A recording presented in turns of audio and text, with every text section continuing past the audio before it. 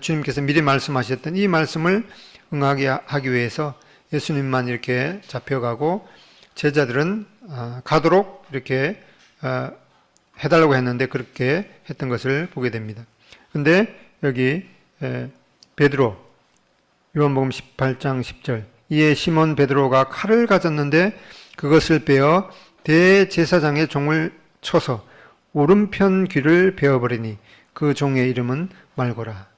이 예수님께서 이렇게 제자들은 가도록 이렇게 허락했는데 이 베드로는 이 상황에서 이제 칼을 빼서 이 대제사장의 종의 이 오른쪽 귀를 베는 이러한 것을 했던 것을 보게 됩니다.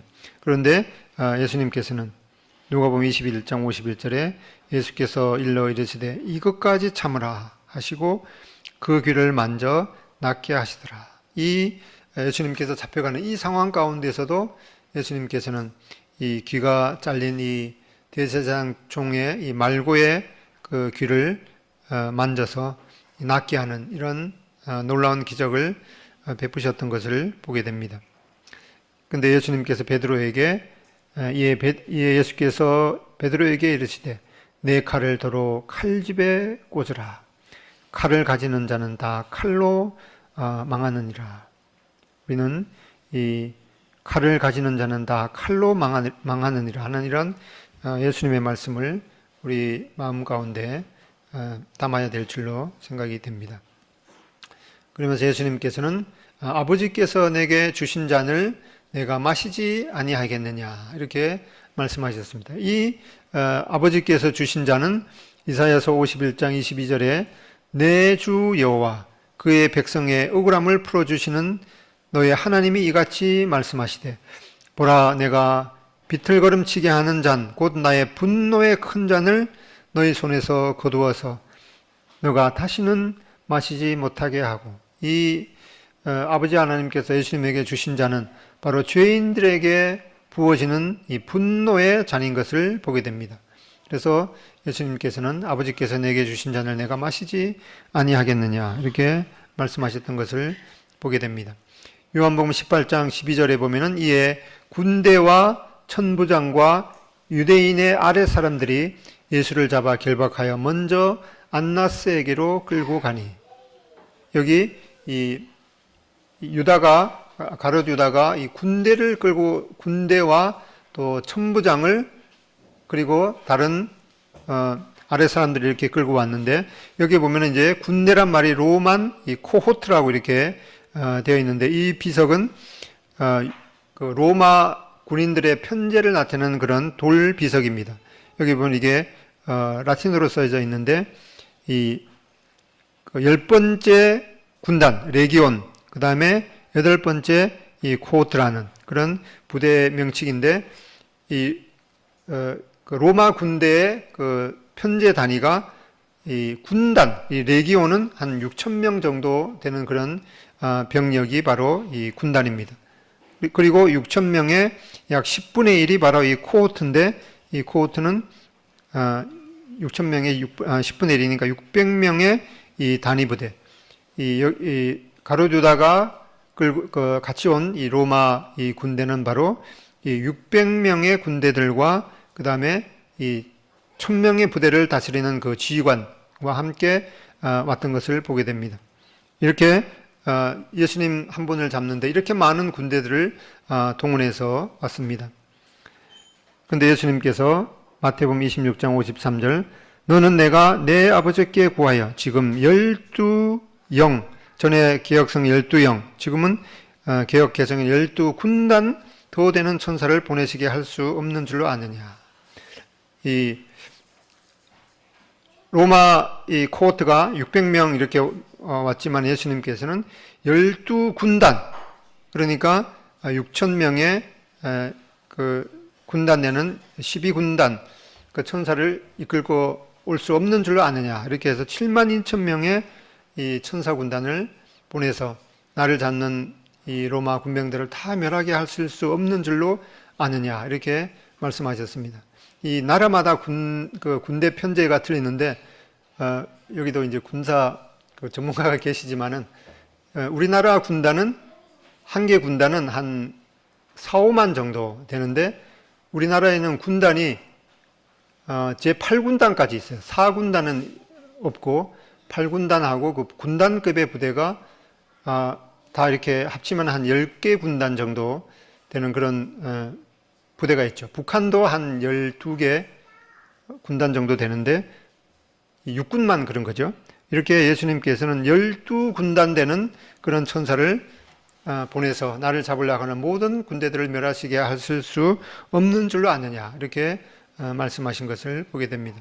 먼저 여기에 이제 예수님께서 이동한 그 장소를 보면은 처음에 그 요한복음 13장에서 그 다락방에서 이제 밤에 저녁에 만찬을 하시고 밤에 이제 겟세마네로 기드론 계곡을 건너서 갔습니다. 그리고 여기에서 이제 유다의 배신을 받고 체포가 되어서 결박을 되어서 이제 여기에 그 가야바의 장인이었던 이 안나스 집으로 우선 오게 됩니다. 여기에서 1차 신문을 받고 다시 이 가야바 대제사장 가야바의 집으로 오게 되는 그런 장면을 보게 되는데 여기가 이제 가롯 유다가 목매 죽었던 이 아겔다마라는 곳입니다. 그리고 여기가 흰놈 검은 놈 이렇게 아니고 그냥 이제 흰놈이라는 그 흰놈 골짜기죠. 흰놈 골짜기. 여기가 시온산, 여기가 감람산. 그렇게 여기가 성전산이고 여기가 예수님께서 십자가에서 못 박힌 이 골고다 언덕입니다. 여기가 만국교회고 여기가 겟세마네죠. 그러니까 예수님께서 여기에서 결박이 되어서 다시 기드론 계곡을 이렇게 다시 건너와서 안나스 그 대사장 안나스 집으로 끌려가는 그런 그 통로를 이렇게 보게 됩니다. 여기가 성전사랑 이쪽이 동쪽 여기가 겟세마네인데 지금 안나스의 집이 구체적으로 어느 곳인가 그거는 정확하지가 않고 이 두 군데 정도가 그곳일 것이다 이렇게 예상이 되는데 여기가 이제 베드로 이 통곡교회라는 이 가야바의 그 집터라고 알려진 거기에 이 베드로 통곡교회가 있는데 이 원래 거기 가면은 갈리칸투라고 그냥 부릅니다. 갈리칸투라는 말이 라틴어로 닭 울음소리라는 그런 그 뜻인데 여기가 바로 이 베드로 통곡교회입니다. 여기가 이제 전통적으로 안나스의 집이라고 알려진 그 곳입니다. 이렇게 대제사장 안나스와 가야바와 사도행전 4장 6절에 보면은 이 안나스도 대제사장이고 가야바도 대제사장이고 이렇게 나와 있는 것을 보겠는데 원래 이 구약에 보면은 이 대제사장은 평생 동안 한번 대제사장으로 임명되면은 평생 동안 대제사장이 되는데 이렇게 오랫동안 대제사장을 하게 되면은 그 대제사장한테 사람들이 이렇게 모이게 되면은 이 로마 사람들이 또 불안하니까 중간에 대제사장을 자기들이 바꿔버립니다. 그러니까 이 안나스가 원래 대제사장인데 그 사위였던 이 가야바에게 이제 안나스에게 너 이제 대제사장 그만하고 다른 사람들이 하라고 해 이렇게 해서 가야바가 실제로 그 당시에 공식적인 대제사장이었고 다른 그 아들들에게도 이렇게 했던 것을 보게 됩니다. 여기는 예루살렘에 있는 이 가야바와 함께 대제사장이었던 안나스의 무덤인데 여기에서 이 가야바의 이 속관이 발견이 됐는데 여기에 구체적으로 이름이 이렇게 써져 있어서 이것이 가야바의 속관인 것을 알게 되었습니다. 여기는 이제 그 대제사장의 이 집들입니다. 요한복음 18장 15절에 시몬 베드로와 또 다른 제자 한 사람이 예수를 따르니 이 제자는 대제사장과 아는 사람이라 예수와 함께 대제사장의 집들에 들어가고 이렇게 예수님께서 원래 제자들에게 예수님만 이렇게 잡혀고 다른 사람 제자들은 가도록 이렇게 하라고 했는데 이 시몬 베드로와 또 다른 제자, 이거는 뭐 누구인지는 구체적으로 이름이 기록되어 있지 않았는데 이 다른 제자가 그 대제사장과 아는 사이이기 때문에 이 대제사장의 집들에 같이 들어갔던 것을 보게 됩니다. 근데 여기 보통 그 집 문 거기에 여자분들이 이렇게 그 여기서 시종을 들고 있는데 문 지키는 요정이 베드로에게 말하되 너도 이 사람의 제자 중 하나가 아니냐 하니 그가 말하되 나는 아니라 하고 베드로가 부인을 하게 됩니다. 이렇게 불을 피워서 그 불을 피우고 있는 이러한 여인의 모습을 보게 됩니다.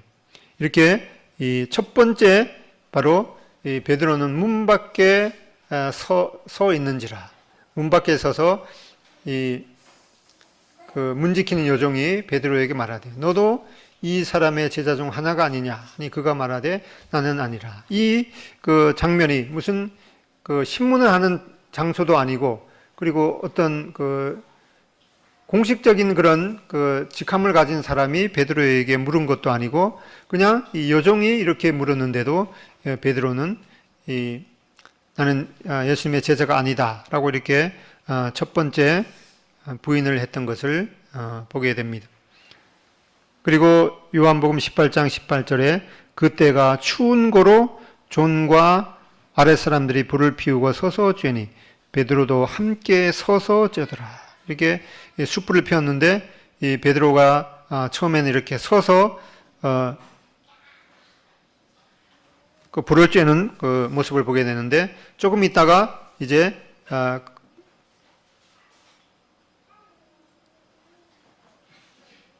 누가복음 22장 58절, 55절, 58절에 보면은 사람들이 뜰 가운데 불을 피우고 함께 앉았는지라. 이제는 서서 불을 쬐다가 이제 엉덩이에 조금 더 밀어갖고 이제 아예 털을 잡고 불을 쬐기 시작합니다. 그럴 때 조금 후에 다른 사람이 보고 이르되 너도 그 도당이라 하거늘 베드로가 이르되 이 사람아 나는 아니로다 하고 두 번째로 부인을 하게 되는 것을 보게 됩니다. 이 말씀을 하심에 곁에 있었던 아랫 사람 하나가 손으로 예수를 쳐 이르되 내가 대제사장에게 이같이 대답하느냐 하니 여기 원래는 이제 그 공식적인 직함을 가진 대제사장 앞에 와야 되는데 이 안나스에게 먼저 갔습니다. 그런데 그 곁에 섰던 이 종이 예수님에게 이렇게 이 뺨을 때리는, 뭐 이 당시만 해도, 지금 이 순간만 해도 예수님께서 분명하게 어떤 죄가 있는 것도 아닌데 이렇게 죄인 취급을 하는, 그것도 이 하인 하나가 예수님의 뺨을 때리는 이러한 아주 말도 안 되는 그런 신문을 당하시는 것을 보게 됩니다. 요한복음 18장 25절 시몬 베드로가 서서 불을 쬐더니 사람들이 묻되 너도 그 제자 중 하나가 아니냐? 베드로가 부인하여 이르되 나는 아니라. 세 번째로 이제 요한복음 18장 26절에 대제사장의 종 하나는 베드로에게 귀를 잘린 사람의 친척이라 이르되 너가 그 사람과 함께 동산에 있는 것을 내가 보지 아니하였느냐? 이에 베드로가 또 부인하니 곧 달기 오더라. 이렇게 세 번째로 예수님을 부인하는 베드로를 보게 됩니다. 여기가 이제 전통적으로 알려진 그 안나스의 집인 것을 보게 되는데 바로 여기에 앉아서 불을 쬐면서 예수님을 부인했던 그런 장면을 보게 됩니다.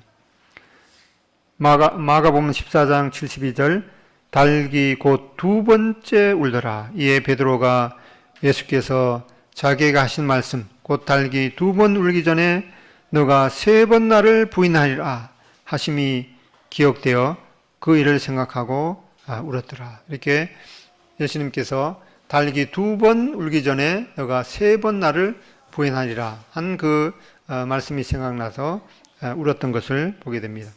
닭 울음소리 들어보신 적 있으시나요?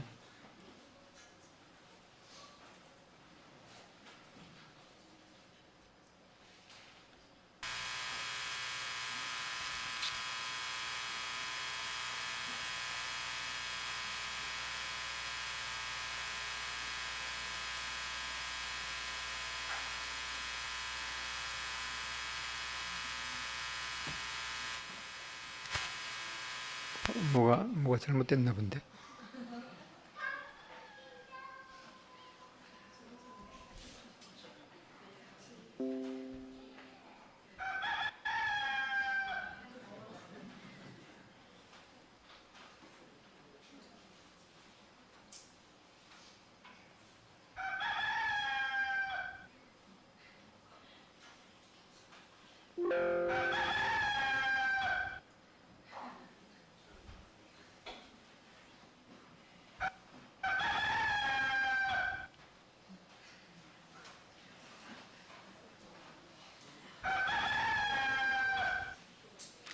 예, 닭 울음소리 한번 들어봤습니다.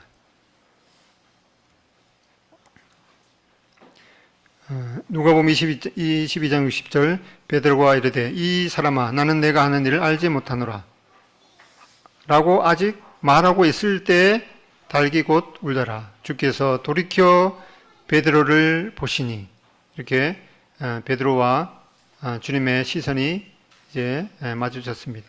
베드로가 주의 말씀 곧 닭이 오늘 닭 울기 전에 내가 3번 나를 부인하리라 하심이 생각나서 밖에 나가서 심히 통곡하니라.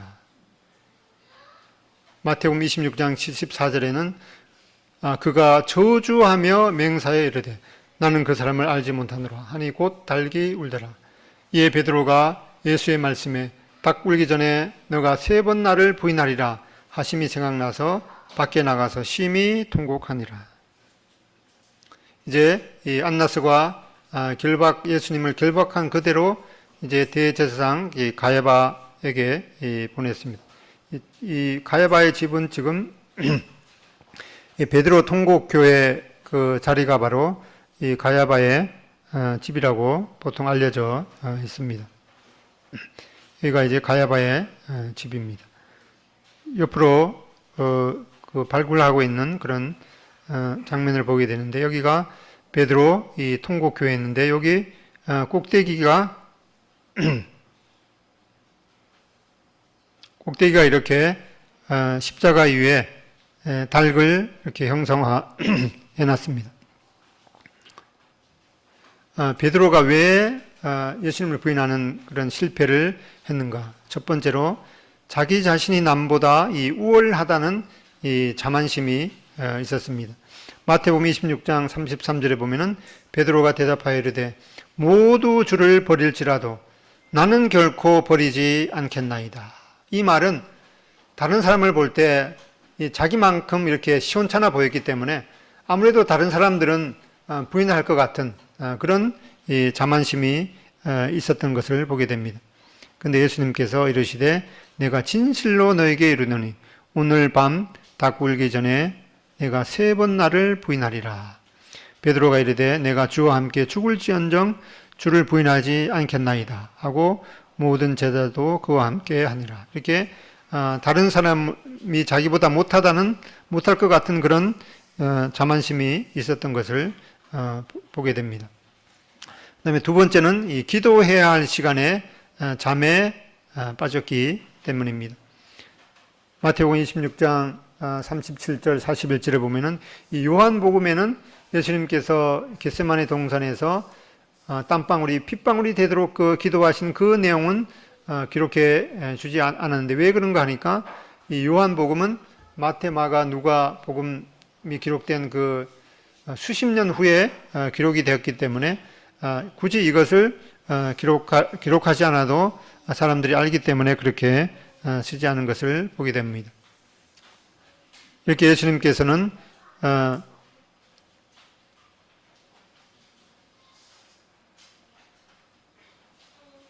마태복음 26장 37절 베드로와 세베다의 두 아들을 데리고 가실새 고민하고 슬퍼하사 이에 말씀하시되 내 마음이 매우 고민하여 죽게 되었으니 너희는 여기 머물러 나와 함께 깨어 있으라 하시고 조금 나아가서 얼굴을 땅에 대시고 엎드려 기도하여 이르시되 내 아버지여 만일 할만하시어든 이 잔을 내게서 지나가게 하옵소서.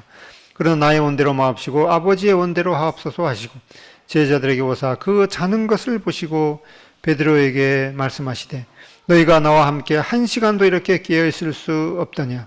시험에 들지 않게 깨어 기도하라. 마음에는 온유로되 육신이 약하도다 하시고 이렇게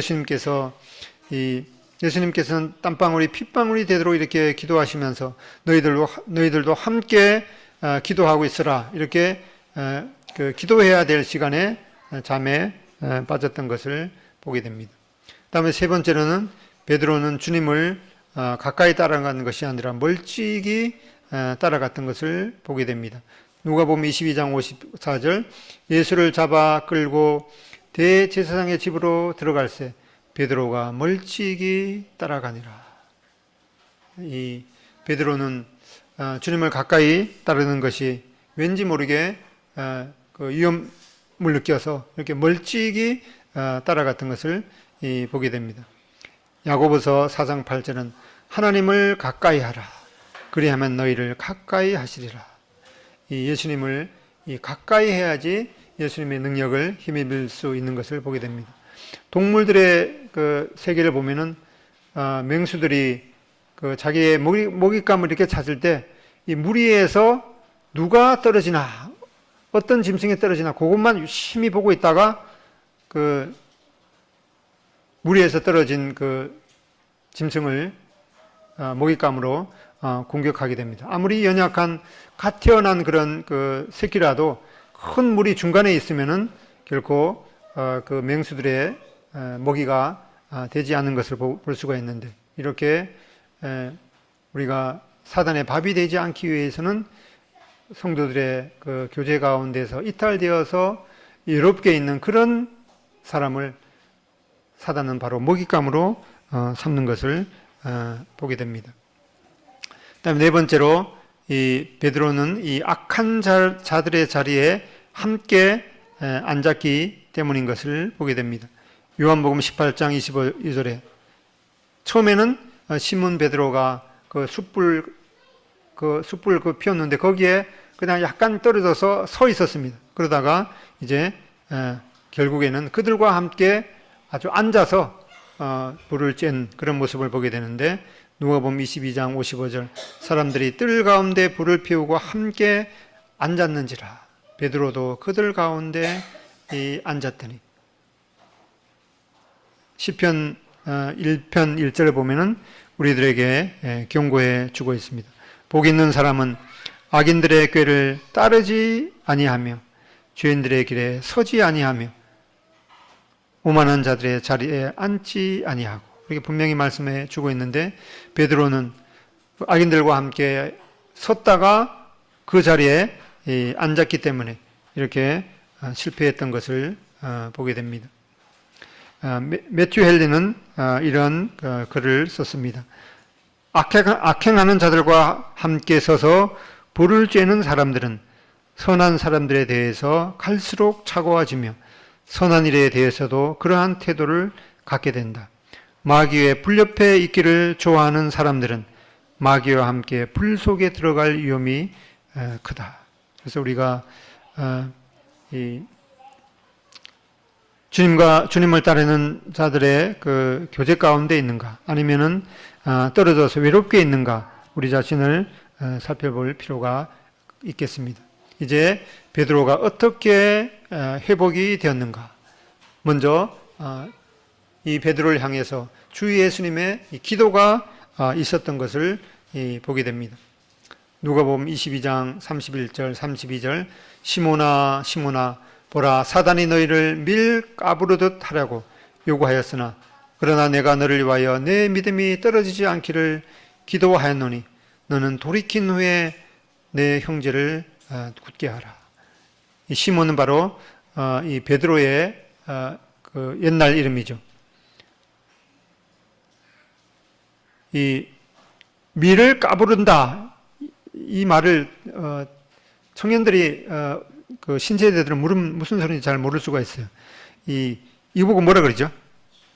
키, 예, 키나 아니면은 뭐 바구니 같은 걸로 이렇게 밀을 타작을 해서 거기에 그 껍질 같은 것이 있기 때문에 이 바람에 이렇게 그 날려서 껍질을 버리기도 하고 이렇게 키질을 해서 이 껍질을 버리기도 합니다. 이렇게 근데 이게 쉽지 않아요. 이게 잘못하다 가면 이게 알곡도 그냥 바깥으로 빠지는데 이 고도의 기술이 필요합니다. 이렇게 사단이 이렇게 키질을 하면서 밀가루도 이렇게 하려고 요구했는데 예수님께서는 이 베드로의 믿음이 떨어지지 않도록 기도했던 것을 보게 됩니다. 그런데 예수님께서 나를 위해서 기도하시는데 나는 왜 이 모양 요꼴일까? 그런데 가만히 따져보면 요 모양 요꼴이라도 있을 수 있는 것이 바로 예수님의 기도 덕분인 것을 보게 됩니다. 예수님의 이 기도에 우리를 위해서 기도하시는 것과 또 우리가 서로를 위해서 기도하는 것의 중요성을 보게 됩니다. 우리 영어에 보면 기도하다는 말하고 먹잇감이라는 하고 이 발음이 거의 비슷한데 이렇게 기도하지 않으면 사단의 먹잇감이 되는 것을 우리가 마음에 새겨야겠습니다. 두 번째로 주 예수님의 사랑의 시선으로 베드로를 주목하셨습니다. 누가복음 22장 61절에 주께서 돌이켜 베드로를 보시니 베드로가 예수님을 부인할 때 예수님께서는 베드로를 보셨습니다. 그래서 눈이 마주치니까 베드로는 바로 이 가슴이 무너졌죠. 그때 베드로가 주의 말씀 곧 오늘 닭 울기 전에 너가 3번 나를 부인하리라 하시는 그 하나님의 말씀, 예수님의 말씀이 생각나서 예수님의 말씀을 생각하고 이 베드로는 이제 돌이킨 것을 보게 됩니다. 이렇게 베드로는 주 예수님의 말씀을 기억을 했습니다. 베드로가 주의 말씀, 곧 오늘 닭 굴기 전에 내가 3번 나를 부인하리라 하는 그 주님의 말씀을 생각하고 이 회복이 되었던 것을 보게 됩니다. 그래서 우리가 이 하나님의 우리의 영적인 양식인 이 하나님의 말씀을 멀리하게 될 때 이렇게 병들고 이 죄에 빠지게 되는 것을 경험으로 보게 되는데 시편 119편 11절에 내가 주께 범죄하지 아니하려 하여 주의 말씀을 내 마음에 두었나이다. 이렇게 우리가 하나님 앞에 범죄하지 않기 위해서 이 주님의 말씀을 하나님의 말씀을 내 마음에 두었나이다 라는 이 말씀을 보게 됩니다.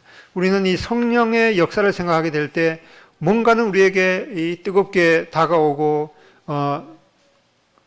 어떤 이 열정이 생기고 그 다음에 뭐 방언을 하고 이런 것을 생각하게 되지만은 성령의 제일 중요한 그런 역할은 뭔가 하니까 예수님의 말씀을 적세적소에 기억나게 하시는 하나님의 말씀을 기억나게 하시는 이것이 바로 성령의 역사 가운데 가장 중요한 요소인 것을 보게 됩니다. 그래서 우리는 하나님의 말씀을 묵상하며 또 하나님의 말씀을 암송해서 우리 마음 가운데 잘 이렇게 저장해 놓으면은 적재적소에 이 하나님의 말씀을 사용해서 이 사단의 그 시험을 이기게 되는 것을 보게 됩니다.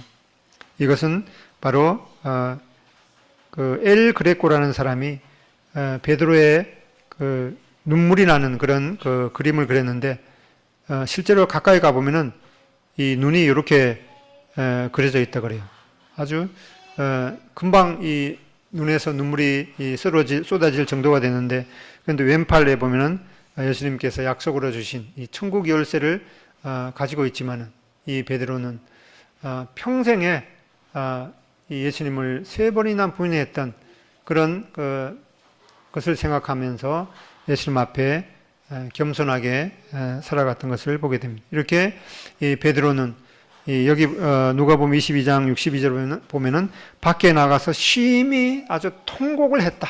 이렇게 우리가 어떤 일에 대해서 이렇게 그 회개의 눈물, 또 슬픔의 눈물, 기쁨의 눈물을 충분히 이렇게 쏟아내게 되면은 우리의 마음이 회복되게 되는 것을 볼 수가 있는데, 이 그 아주 말보다는 행동이 앞섰던 이런 베드로지만은 그 마음이 참 이렇게 잘못을 했을 때 주님 앞에 이렇게 통곡으로 회개의 눈물을 흘리는 것을 보게 됩니다. 이렇게 베드로는 가만히 있어야 됐을 때는 오히려 말하고, 들어야 될 때 오히려 말하고, 가만히 있어야 될 때 행동했던 그런 베드로였지만은 주님의 이러한 은혜로 말미암아서 회복이 되어서 나중에는 예수님과 같은 모습으로 십자가에 달리는 것조차 황송해서 십자가에 거꾸로 매달려서 죽었다는 그런 일화가 전해지고 있습니다. 시편 56편 8절에 보면은 나의 눈물을 주의 병에 담으소서. 이것이 눈물 항아리라고 그럽니다. 이렇게 우리가 예수님 앞에 더 가까이 나가지 못하는 이러한 연약을 하나님 앞에 하라고 우리가 눈물을 흘리고, 또한 우리의 자녀들을 위해서 주님께서는 너와 너의 자녀를 위해서 울라 이렇게 말씀하신 것처럼 우리의 자녀들이 평생 동안 하나님을 경외하도록 기도의 눈물이 필요할 거고, 우리의 교회를 위해서 또 우리의 이 참 풍전등화 같은 이런 민족을 위해서 우리가 눈물로 기도해야 될 때라고 생각이 듭니다. 저는 지난 5일과 6일에 그 탈북민과 함께하는 그런 수양회에 갔다 왔는데, 그 사정을 이제 자세히 모르시는 분이 계신데, 그 한민족 그 북한 선교회라는 그 모임이 있는데, 그것은 이제 호남 지역에 있는 그 지역 교회가 연합을 해서 한 달에 한 번씩 북한 선교를 위해서 기도하는 그런 그 모임인데, 그 어떻게 하면은 이 북한에 효과적으로 복음을 전할 수 있을까 그렇게 생각하면서 한 달에 한 번씩 주로 그 탈북민 그 중에서 믿은 그런 분들을 초청해서 말씀을 듣기도 하고 또 간증도 듣기도 하는데, 이번에는 그 인천 그 한나라 은혜의 교회라는 그 교회, 거기가 이제 탈북민 교회입니다. 거기를 인도하시는 분이 김권능 전도사님이신데, 그분이 주로 탈북민들을 이제 함께 이렇게 모아서 예배를 드리는 그런 교회입니다. 거기하고 이렇게 연합을 해서 수양회를 가졌는데, 우리는 이제 북한 사람들을 생각할 때 그냥 이제 그 같은 동족이다 이렇게 그 생각이 우선적으로 들지만은, 오히려 이 다른 나라와 같은 그런 우리와 이 태어나서부터 자란 환경과 그런 그 사상과 문화가 틀리기 때문에 통일이 되었을 때 가장 효과적으로 북한에 복음을 전할 수 있는 사람들이 바로 그 사람들을 복음으로 무장해서 통일이 되면은 북한에 가서 복음을 전하게 할 수 있는 그런 일을 했으면 좋겠다 이렇게 해서 거기하고 같이 연합을 했는데, 거기 교회 분들이 성인이 50몇 분이 참석했고 아이들이 한 12명인가 이렇게 참석하고, 우리 전국 모임에서 한 90여 분 이렇게 같이 참여를 했습니다. 그 두 분의 그 간증을 들었는데, 한 그 탈북한 그 한 청년의 간증도 들었는데 아주 그 감동적이었습니다. 일단 녹화를 하기는 했는데 핸드폰으로 했기 때문에 잘 들리지는 않은 것 같아요. 그래서 바로 나의 눈물을 주의 병에 담으소서, 이 기도대로 특별히 우리 이 나라가 지금 아주 심각한 그런 상황 가운데 있죠. 뭐 그냥 언제 그 전쟁이 일어날지 모르는 그런 그 상황 가운데 있는데 북한 여러 지역에 있는 지하 교회 또 성도들과 또 한 번도 복음을 들어보지 못한 그런 사람들이 많이 있기 때문에 그 사람들이 어떻게든 살아 있어서 복음을 듣게 되기를 우리가 간절히 기도해야겠습니다. 그래서 끝으로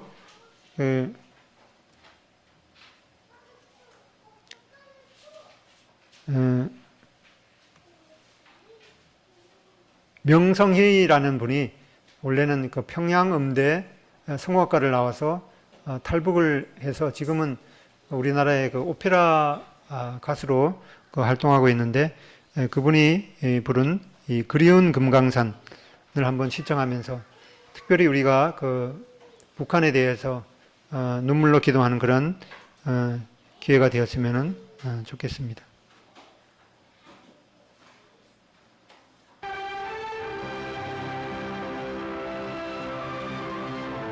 좀 키워보실래요? 볼륨. 안 돼요? 네? 네. 뭐 그냥 이걸로 하죠.